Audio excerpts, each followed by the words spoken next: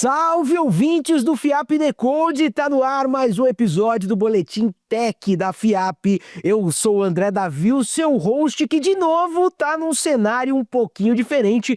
Inclusive, já que a galera tem usado tanto a seção de comentários aqui do Spotify, eu quero saber se você consegue identificar quais são as referências nerds que estão aqui no meu escritório. E por que eu quero isso? Porque não é nenhum segredo. A gente sabe que tem aquelas informações que a gente não quer contar pra ninguém, que são segredo de estado, e outras, como os meus action figures, eu quero mais é mostrar pra todo mundo. Por isso, eu já quero começar chamando a nossa convidada secreta número 1 pra me dizer se você é daquelas pessoas que consegue guardar segredo até o último momento ou sempre deixa alguma coisa escapar. André do céu, olha só, hein? Eu guardo segredo muito bem quando é dos outros, cara. Mas eu confesso que quando é um segredo meu, alguma conquista, alguma coisa assim, é difícil. Eu quero logo contar, quero logo mostrar para as pessoas, celebrar, comemorar, gritar. Mas quando é segredo dos outros, eu sou boa de guardar. Eu tenho medo também, eu fico com aquele receio, né? Pô, se eu contar, eu perco a viagem, perco o trabalho. Então, eu tenho mais medo do que aquela fome de ter que contar segredo. Não, você é uma pessoa confiável, então eu gostei desse negócio de espalhar, porque conquista a gente espalha. Inclusive, eu quero saber do nosso convidado secreto número 2. E você, hein? Você só compartilha as conquistas ou de vez em quando algum segredo vai junto? Como empreendedor e professor, eu fico nessa linha tênue, né? De guardar o segredo e trazer a novidade. Então, assim, já passei por algumas saias curtas, né? Querendo trazer ali um storytelling, mas eu tento guardar segredo até onde eu consigo, mas para trazer essa inovação, às vezes a gente não se contém e leva para a classe, leva para a turma. Bom, quando acontece é só a gente usar a velha técnica do não sou eu, é um amigo meu e a gente continua. Os ouvintes já podem perceber que eu tô super bem acompanhado no episódio de hoje. Eu tô aqui com a Mirella Lisboa e com o Fabiano Miranda e eu tô super feliz de estar com os dois, que eu conheci primeiro pelo vídeo. Apesar dos três dividirmos aí corredores dentro da FIAP e das nossas outras atividades, só que aqui é Decode, aqui não tem tempo de tomar chazinho, aqui não tem tempo de esticar a conversa, eu quero ir direto para as nossas notícias, por isso solta o nosso timer, que essa aqui eu trago com muita alegria. A Apple vazou detalhes de uma série de novos produtos e esse vazamento foi bem não intencional. A gente sabe que a Apple costuma guardar ali detalhes de cada um dos seus produtos para a época dos seus grandes eventos, seja o WWDC, sejam os eventos pequenos só para desenvolvedores, eventos enormes para todo mundo, só que dessa vez acabou vazando antes e eu, que sou um super fanático pelos produtos da Apple, já fui ali correndo ver o que ia ser atualizado, fiquei de olho ali no iPad mini, que quem sabe ganha uma tela OLED, quem sabe os relógios tenham baterias melhores, enfim, nada que surpreenda muita gente, mas eu sou obrigado a perguntar. Mirella, você que tá sempre aí no universo de inovação também, eu tava até falando com você nos bastidores, a gente fica naquela dúvida, bom, eu conto pra todo mundo pra testar a minha ideia como bom empreendedor ou boa empreendedora, ou eu guardo meus segredos pra tentar uma vantagem competitiva? Conta pra gente que insights essa notícia te traz.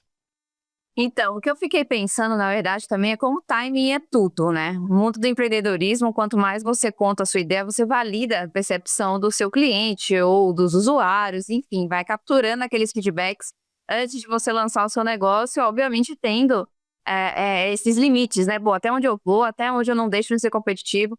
Mas eu acho que a Apple é perfeita até nisso, né? Eu também sou grande fã aí de tudo que a Apple tem.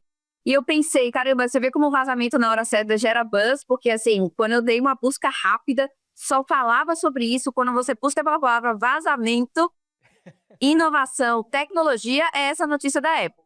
Então, na hora certa gera buzz, na hora errada gera frustração, mas eu acho que o grande aprendizado aqui é como transformar a narrativa, né, de erro em marketing e essa narrativa gerar uma super expectativa. Porque eu acho que todo mundo que é fã da Apple gerou expectativa, fez comentários, colocou se tá feliz ou se não tá, se é legal ou se não é, se vai melhorar ou não. E obviamente, a Apple já capturou todos esses insights aí para continuar evoluindo o produto.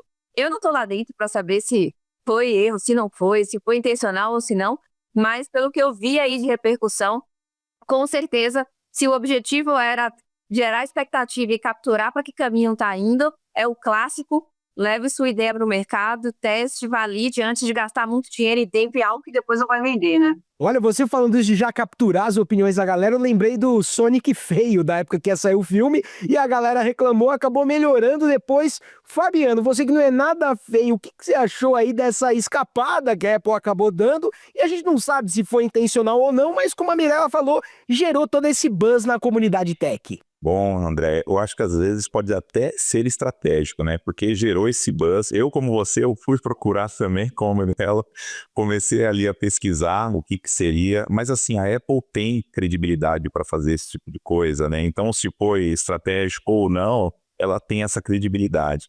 Trazendo para o nosso mundo aqui, né? Seres humanos comuns, né? Startup, a gente tem que tomar muito cuidado com isso, porque às vezes a gente está levando algo para o mercado, tem ali toda aquela confidencialidade, mas se vier um vazamento desse, a gente não entregar o que a gente prometeu, pode complicar. Então, a Apple consegue fazer, mas para o universo aqui de startups, a gente tem que tomar muito cuidado. Mas eu acredito que não tenha sido intencional, mas serviu, criou esse buzz e todo mundo ficou interessado.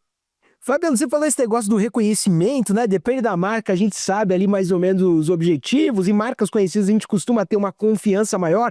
Isso é muito legal, cara, porque a gente tem uma notícia sobre as 10 empresas mais inovadoras do Brasil em 2024, portanto, o ano passado, segundo a Forbes. E é uma lista muito bacana, porque aqui no meio eu encontrei nomes de empresas já conhecidas, que eu até esperava que estariam lá. A própria Microsoft é uma delas, que tem feito um investimento pesado em inteligência artificial, inclusive no Brasil.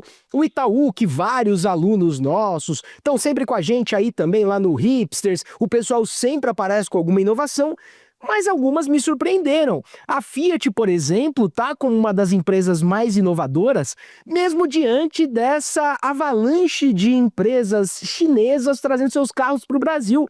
Parece que eles conseguiram aí começar a desenvolver um modelo flex nacional, pensando também em energia renovável, uma coisa muito bacana. Eu queria saber de você, cara, quando você vê uma lista como essa, nossa, as mais inovadoras, e ainda mais essa lista especificamente, o que dá para tirar de insight? O que você consegue observar de bacana? Nossa, eu achei incrível. Eu olhei a lista, obviamente. Um caso que me chamou a atenção foi o da Gerdau Grafeno. Ela está utilizando ali grafeno para otimizar o processo industrial, reduzir a pegada de carbono, e a gente olha muito dessa parte de sustentabilidade. Então, achei muito legal.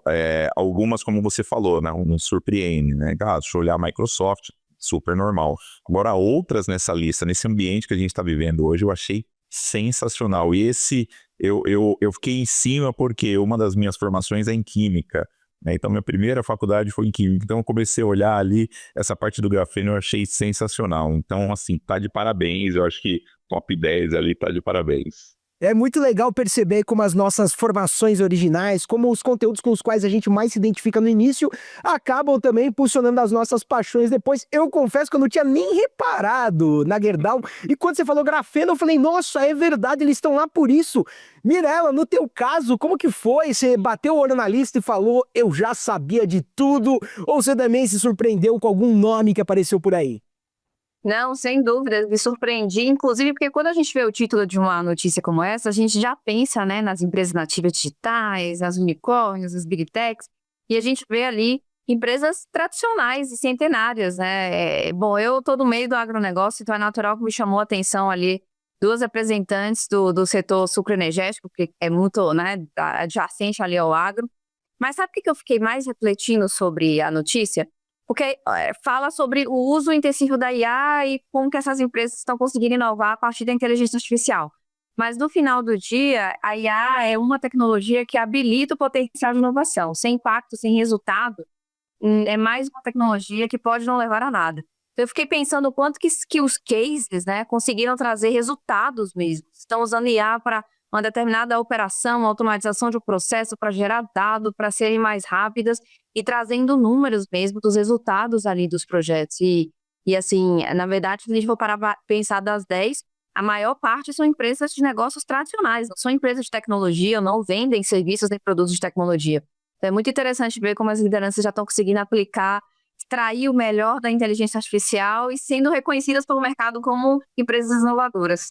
Eu gostei que você falou dos cases. Eu acho engraçado, parece que a gente combinou o jogo aqui, mas, ouvintes, eu nem sequer estou no mesmo lugar que esses dois para ter combinado alguma coisa. E eu também sou muito fã de cases, inclusive a nossa próxima notícia fala de uma brasileira super jovem, aí jovem adulta, que ela ganhou um prêmio da Apple por desenvolver uma aplicação, um aplicativo sobre IA. O objetivo do aplicativo dela é justamente educar as pessoas sobre o funcionamento da IA generativa. E eu achei muito legal, não só a premiação, mas o fato dela ter ganho, porque, como a Mirella bem falou, a gente tem ferramentas e é a partir do uso dessas ferramentas que vem de fato a inovação. Quando você observa, Mirella, iniciativas como essa, alguém pensando em educar as pessoas sobre a forma de uma ferramenta funcionar, sobre o caminho que ela segue, você vê isso também com algum potencial quando a gente pensa em talvez fomentar outras pessoas inovadoras dentro do Brasil, quem sabe engordar um pouquinho a lista aí da Forbes? Incrível. Primeiro que puxar um pouco aqui, né? É uma mulher brasileira sendo reconhecida por uma empresa, né, tão conhecida e, na verdade, que gera tanta inspiração pelo mundo como a Apple num programa internacional.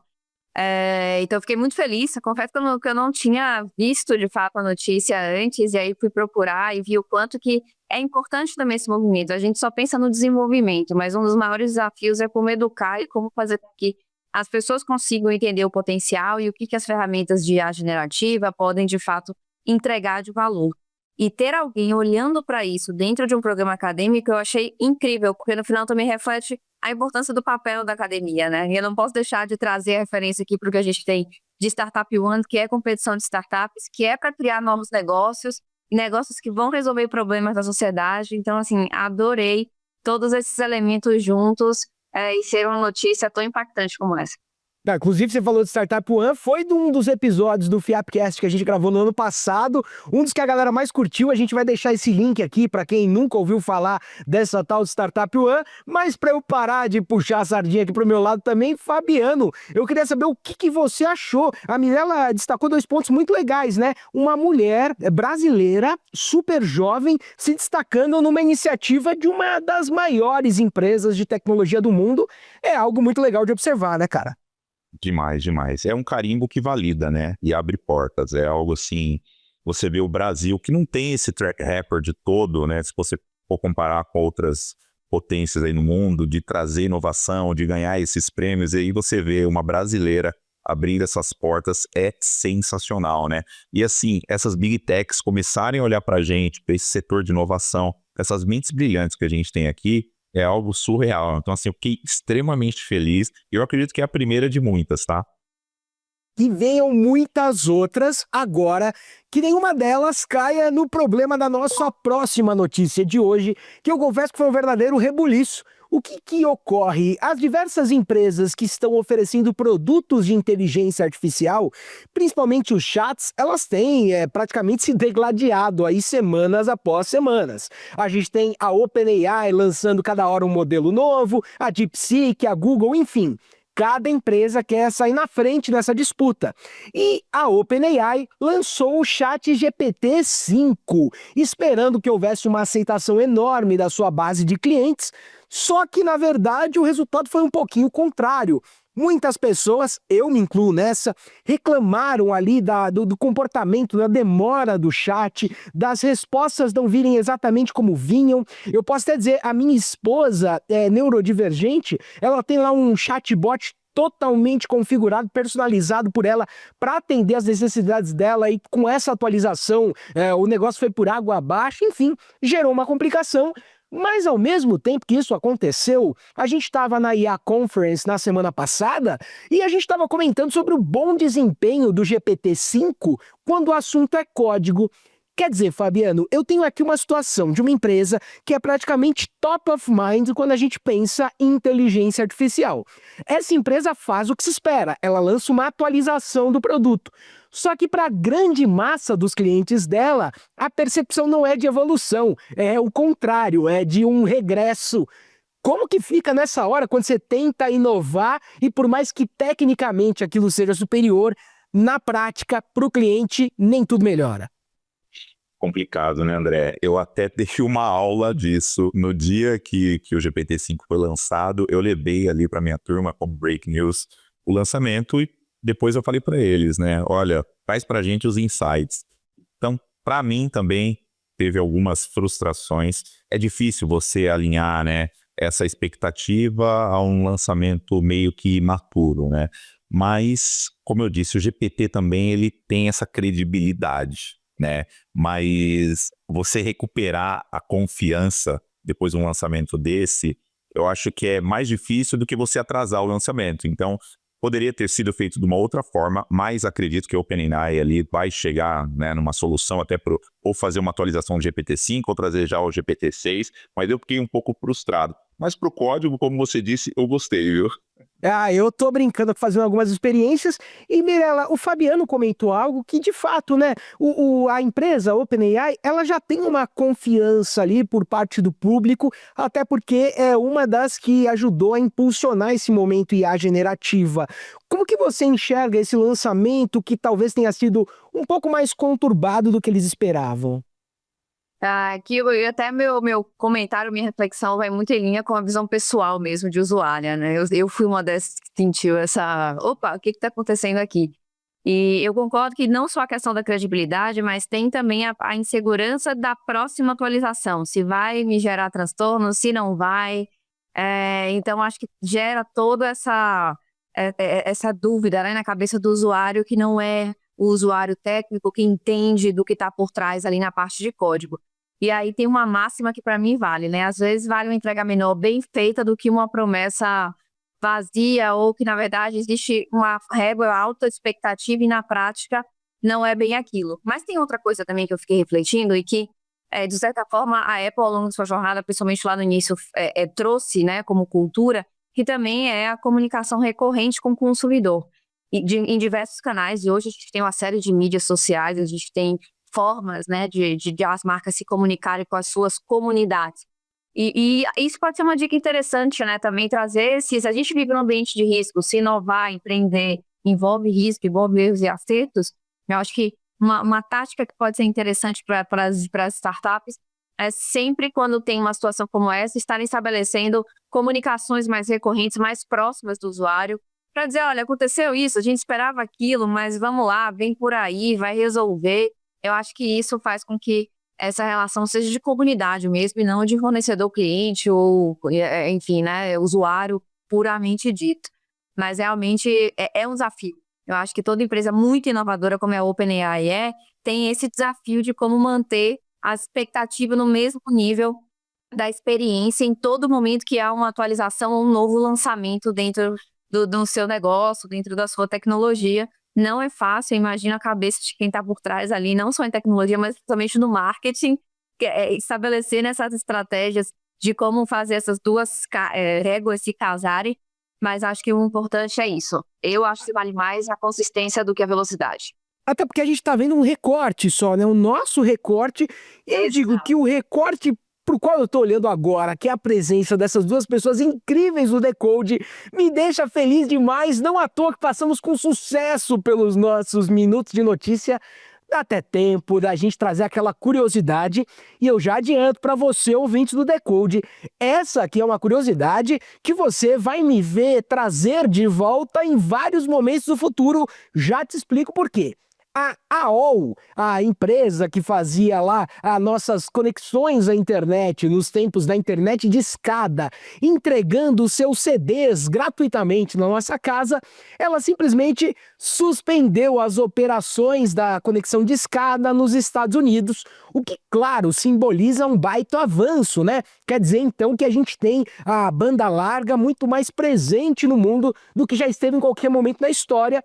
É claro que o meu recorte aqui é aquele de que a gente está falando dos Estados Unidos. No Brasil tem muitas pessoas ainda sem acesso a esse tipo de conexão, de banda larga, portanto, e que dependem da conexão de escada, mas a tendência é que isso vá acontecendo com o passar do tempo, que a gente veja cada vez mais diminuir esses antigos provedores.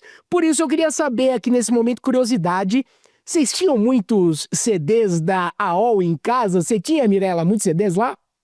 Então, olha, É inevitável lembrar dessa época e dos perrengues mesmo, como diz até na própria notícia.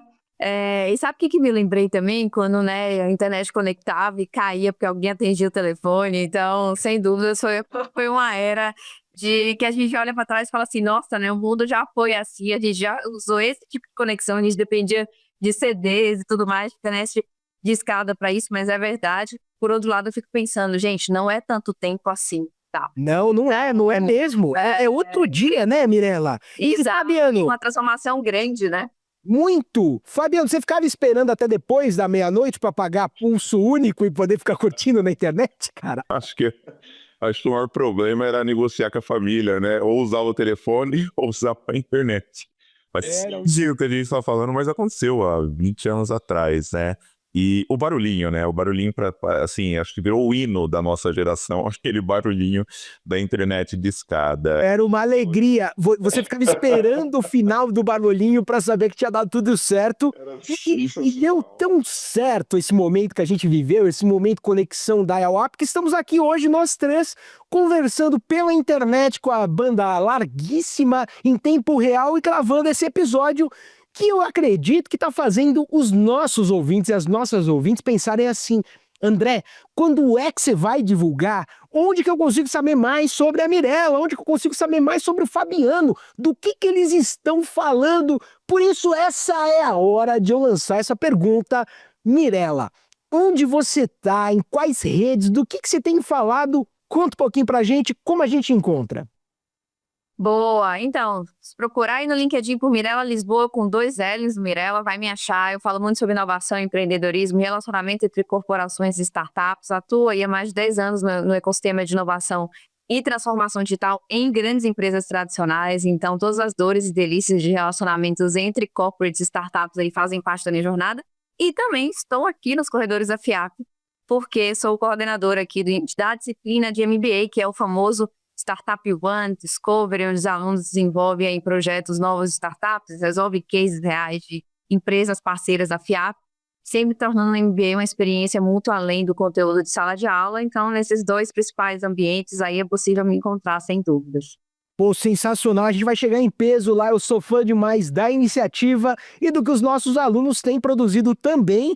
E você, Fabiano, você, cara, eu preciso dizer que eu vi você recentemente num documentário, quando a gente anunciou o ecossistema Alum, né, formado pela FIAP, pela PM3 e pela Alura, e você estava contando um pouquinho da sua história, inclusive como ex-aluno, agora você é para nós essa referência aí do mercado.